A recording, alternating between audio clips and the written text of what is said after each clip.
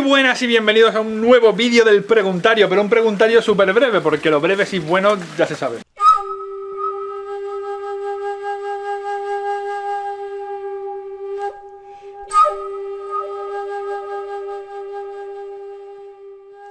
Entonces, mirad, ayer hice el trabajo este del Bonsai Zero, Olmo Pumila, que es un trabajo que no dejó indiferente a nadie, cosa que por una gran parte me alegra, que bien hablo.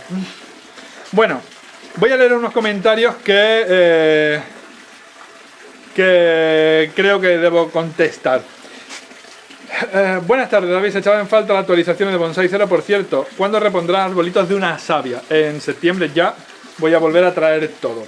La verdad que nos enseña a hacer joyitas desde material asequible para todos. Este es un material de 5 euros máximo y esto aparte os da la oportunidad de cualquier palito largo poder retorcerlo un poco y sacar la ramificación que os va a llevar a un literati, a cascada, semicascada, fukinagashi, o bueno, lo he dicho todo en español y lo demás en japonés. Literati, kengai, hankengai, fukinagashi o estilo literati, que es estilo literati, subió al tallo que dice mi mujer, estilo literati, cascada, semicascada o azotado por el dueño, ¿no? Azotado por el viento. Es muy recurrente. Seguimos. Vale, el vídeo lo estoy haciendo básicamente por Obifers, que dice: lo único que no termino de ver es cómo se va a desarrollar la rama de la espalda. El tiempo me sacará de esa duda. Pues no, te voy a sacar yo. Mira, tienes aquí la estructura del árbol. Creo que me voy a tener que traer otra vez el folio, ¿no? Tienes aquí la estructura del árbol, que de frente es clara, pero mira, este es el árbol visto de lado. ¿Lo ves? ¿Lo ves? Tienes que olvidarte de todo esto. Voy a traer un papel mucho más aclaratorio. Volvemos al truquito del papel, que os ha gustado mucho. ¿Ves? Tienes así la estructura de las ramas, la estructura de la ramificación. Ichini, Sanshi, lo tiene, eso está claro, ¿no? Tú ahora preguntas por la espalda. Mira, la espalda. ¿Ves aquí cómo queda el árbol visto de perfil? ¿Ves? Bueno, pues tienes que obviar toda esta parte de aquí. Toda esta parte de aquí. Si ves el árbol así, es totalmente plano. Pero la ramificación trasera va a salir de aquí. Va a salir de aquí. Es posible, de hecho, va a pasar que la ramificación trasera va a chocar aquí, pero eso no es ningún problema. Me explico. Tenemos aquí la Ichi. La Ichi, la Ni, y aquí tenemos la San, que alguien me pregunta también, que ahora lo veremos, si no sale en el interior de una curva. Sí, pero... Entonces, sigo con Obifers y ahora continúo. Entonces tenemos la Ichi, tenemos la Ni, tenemos la San, y aquí habrá que sacar una Shi y ya hacer el ápice aquí a esta altura. La rama trasera tiene que salir una entre la Ichi y la Ni, que va a salir aquí, y tiene que salir otra entre la Ni y la San, que va a salir aquí o un poquito más arriba. Entonces esta rama que sale de aquí se viene hacia aquí atrás. Puede quedar encima, puede quedar debajo. Si queda debajo, quedaría, para que me entendieras, así. Quedaría así. No importa que el tronco entre en esa nube y luego salga. Al contrario, es precioso. No sé si me explico. Entonces, a ver con el folio. Sí. ¿Ves lo que te digo? Mira. Los folios... Esto es lo que pasa por no tener más manos. Sale de aquí, y vendría hacia aquí. Y no pasa nada si se queda así. Si queda una masa de verde y el tronco entrando como un dragón en una nube, tal cual. De hecho, eso en japonés es el nombre del famoso Flying Dragon de Kimura, que se llama Ryoku no Mai, que es dragón que sube ascendiendo entre las nubes. Pues esto sería un Ryoku no Mai hacia abajo, que sería un poco Reijin, que Reijin sería como una tormenta de... hacia una cosa de interpretación japonesa, da igual. Bueno, pues ni Reijin ni Ryoku no Mai. Le habéis puesto ya 40 nombres. La espalda saldría de aquí, no saldría ni de aquí, ni de aquí, ni de aquí. Saldría de aquí. El árbol, nuestro árbol es esto, exclusivamente esto. Y la ramificación saldría hacia atrás. Mira, vamos a hacer una cosa. Vamos a hacerle una trasera provisional para que la veas. Esta de aquí. Sí. Qué difícil, qué ridículo. Esta de aquí. Aquí, así. Así. ¿Ves? ¿Ves o no ves? Así. Eso sería una espalda perfectamente válida. ¿Ves? Y si la hacemos más larga hacia atrás para darle más profundidad, pues ese tronco entraría como un dragón dentro de la nube y luego saldría, ascendería hacia el cielo, formando lo que es el resto de la copa del árbol. Qué enrevesado, ¿verdad? Y quedaría igualmente desde el frente así, pero con sus capas traseras que cubrirían este plano aquí. Sería aquí así. No tiene más. Es así de sencillo. Mucho más sencillo de lo que parece, sobre todo cuando lo tenemos in situ. Yo entiendo que en vídeo no se vea igual. Luego, más comentarios por aquí. Preguntan del torno. ¿No se pudre la madera del soporte por mojarla? Sí. De hecho, tengo a mi hombre de los tornos malo de los nervios. Reme dice, no me convence el diseño. Es un diseño nada convencional. Es de estos diseños que os gustan mucho o no os gustan nada. Entiendo que no te guste nada y que te guste quizás un árbol mucho más naturalista. A mi mujer también. El gato volador. Te lo juro, dice aquí el gato volador. El gato volador. El gato volador. Porquería de canción. El gato volador. El gato volador. Dice así. Nicolás Bow dice, hola David, pienso que en un futuro, no, que en el futuro la copa cuando esté con hojas tapará por completo la maceta frontalmente. Muy buena, esa, muy buena y bienvenido. No, muy buena observación. Si la desplazas hacia la izquierda mirándolo de frente se verá siempre la maceta y el tronco y, bajo mi punto de vista, lucirá más el conjunto. Un saludo. Muy buena observación, sí señor. Sí señor. Lo que tú dices es echar el árbol más hacia aquí y dejar libre la vista de la maceta del frente. Eso lo haría solo y exclusivamente si la maceta fuera una maceta que, vamos a ver, ¿cómo lo digo? Que necesitara darle protagonismo. Si le pusiera esta maceta, por ejemplo, que tiene el chirimen de Oyakata, evidentemente tapar esa maceta sería para darme un bofetón todos los días, 3 veces al día, una después de cada comida. Pero la maceta que tengo pensada ya para este árbol, porque yo estoy haciendo el diseño y ya estoy pensando en la maceta, esta es la maceta que le quiero poner a este árbol. No sé si está exactamente esta misma que tengo en la mano o una parecida. Igual no se ve bien, pero es un azul oscuro, casi un azul tinta, muy bonito. Y este árbol cuando esté aquí dentro pues va a ser un espectáculo. Va a ser un espectáculo y además va a tener la altura justa para no tocar el suelo y no tener que ponerle ni una peana, ni una maceta, ni una mesa, ni nada.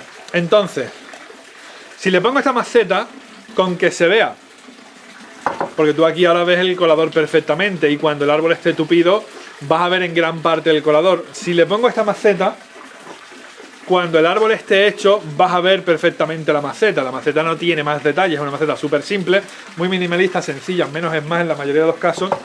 Y va a ser un conjunto precioso, con un tronco blanquecino, con sus puntitas marrones, con el verde intenso de la hoja del olmo. ¿Veis esta de aquí? Sí, ¿no? Pues este verde. Y el azul oscuro de la maceta va a ser algo muy bonito. Quizás una maceta más luminosa para un olmo oscuro venga mejor, pero todo es cuestión también de opciones. Tened en cuenta que este olmo, a ser un árbol caducifolio, cuando pretende lucirse siempre es con la ramificación desnuda o con la otoñada, perdón.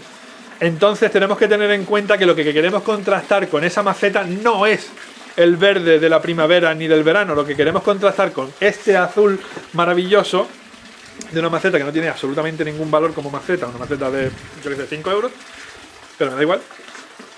El contraste que queremos con esta maceta de este azul maravilloso es el otoño de la hoja, esa coloración amarilla, oro, preciosa, o la ramificación desnuda con esa madera blanquecina, grisosa así, que va a contrastar perfectamente. Los olmos se diseñan para lucirlos con la ramificación desnuda y las macetas se escogen para exhibirlos con esa ramificación.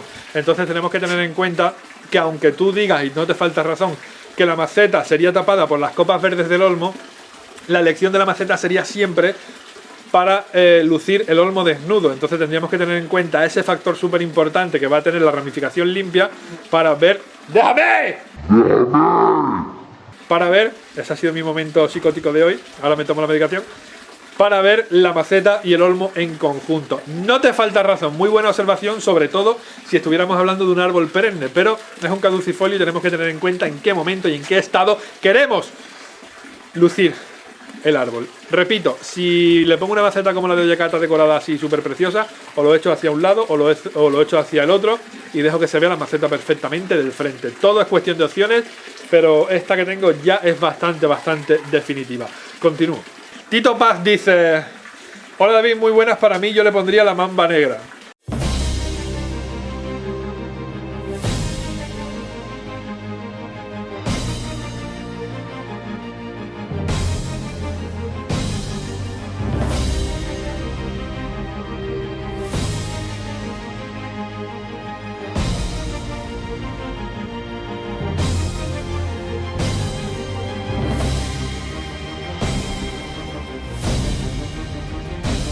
Lo he pillado, es muy bueno. Kobe Bryant es de Black Mamba.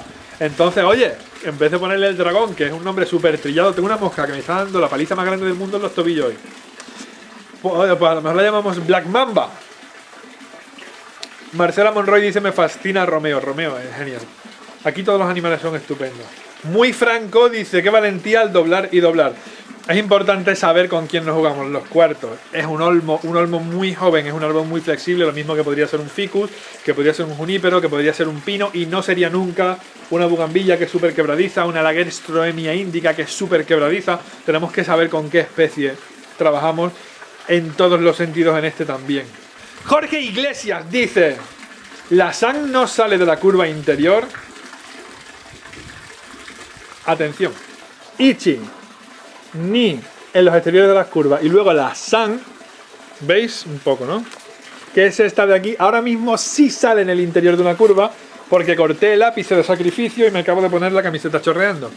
Porque corté el ápice de sacrificio y quedó así, pero el futuro, a ver si mi fondo amarillo sirve, el futuro en realidad no es así tal cual está ahora, es así. Por lo tanto, la SAN, aunque estaba en el interior de la curva, estará siempre en el exterior de una curva.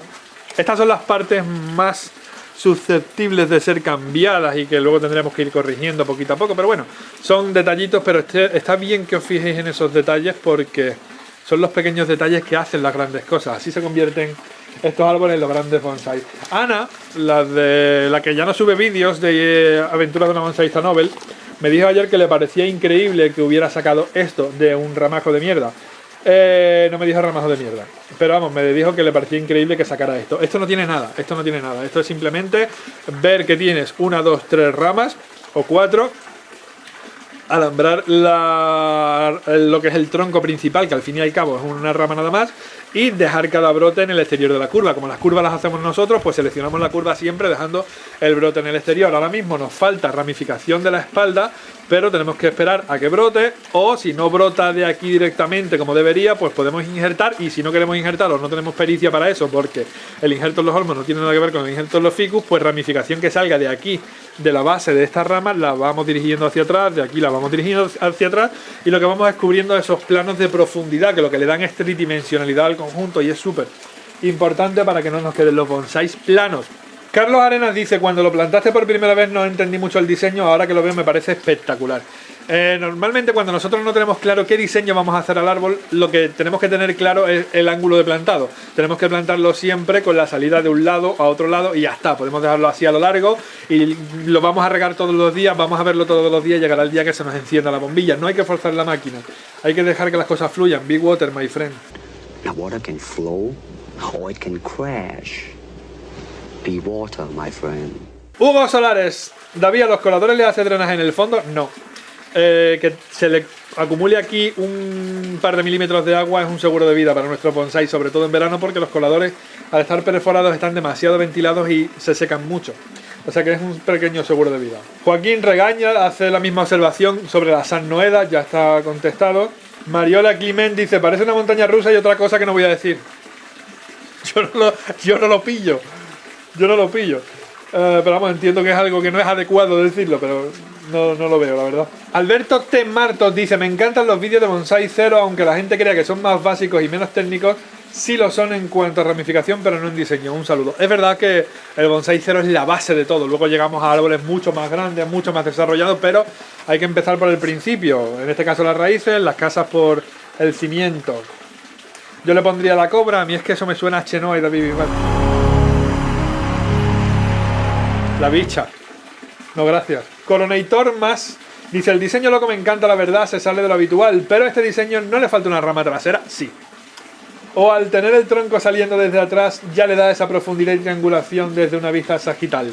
No, aunque tenga mucha profundidad y mucha tridimensionalidad en lo que es el conjunto del tronco con la parte aérea, de la salida del tronco con la parte aérea, porque es un diseño distinto, el árbol, si lo ves desde este punto de vista, pues ves cómo se va alejando y se va yendo, ¿no? Como si fuera un dragón entre nubes, va a quedar muy bonito. Pero aquí lo importante es visto desde frente. Tenemos que hacernos siempre la idea de que el árbol se va a ver como si fuera en una foto. Entonces se va a ver plano, se vería una copa, una copa, una copa y una copa y los espacios detrás, aunque pase el tronco. Igualmente necesitamos que esos espacios queden en verde y tenga su conicidad hacia atrás, su profundidad hacia atrás en lo que a masas de verde se refiere. Y hasta aquí el vídeo del preguntario de este proyecto de Olmo. No sabía que iba a llamar tanto la atención.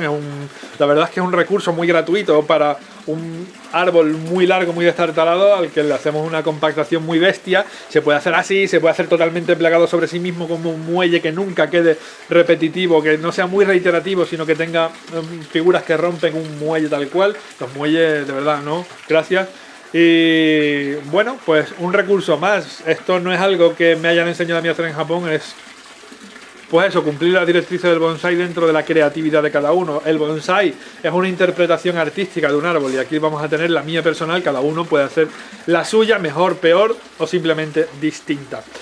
Un abrazo y os recuerdo eso, estamos en Patreon. Voy a hacer un preguntario al mes con las preguntas que hagáis los usuarios de Patreon, aparte de los directos, de preguntas y respuestas, que somos muy poquitos. Así que van a ser unos directos muy íntimos de preguntas y respuestas de tú a tú. Os dejo el enlace en la caja de la descripción, así vosotros colaboráis con el canal y yo os ofrezco un contenidito extra a cambio, que estos vídeos así de preguntas y respuestas están muy guays.